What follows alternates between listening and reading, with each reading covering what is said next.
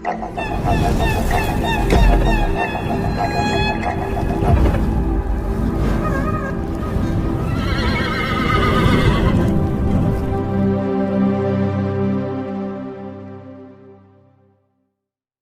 బాబు Rajamouli cinema కోసం హైదరాబాద్లోని Ramoji film సిటీలో భారీ సెట్ వేయబోతున్నారన్న వార్త ఆసక్తి రేపుతోంది.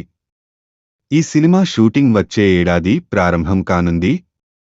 ప్రస్తుతం టాలీవుడ్లోనే కాదు పాన్ ఇండియా లెవెల్లో ఎంతో ఆసక్తి రేపుతోంది మహేష్ బాబు రాజమౌళి మూవీ.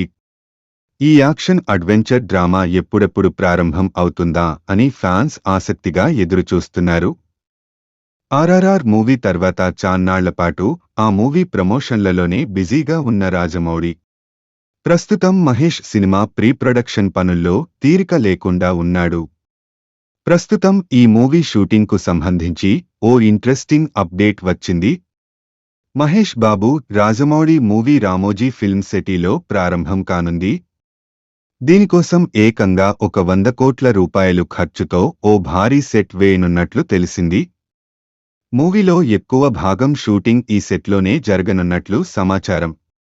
రాజమౌళి సినిమాల్లో ఉండే భారీతనం ఇప్పుడతని నెక్స్ట్ మూవీలోనూ కనిపించనుందనడానికి ఇదే నిదర్శనం.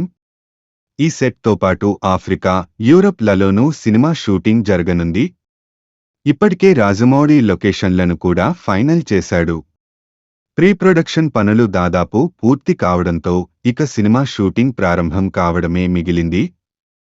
వచ్చే ఏడాది ఏప్రిల్లో షూటింగ్ మొదలు కానున్నట్లు ఇప్పటికే వార్తలు వచ్చాయి.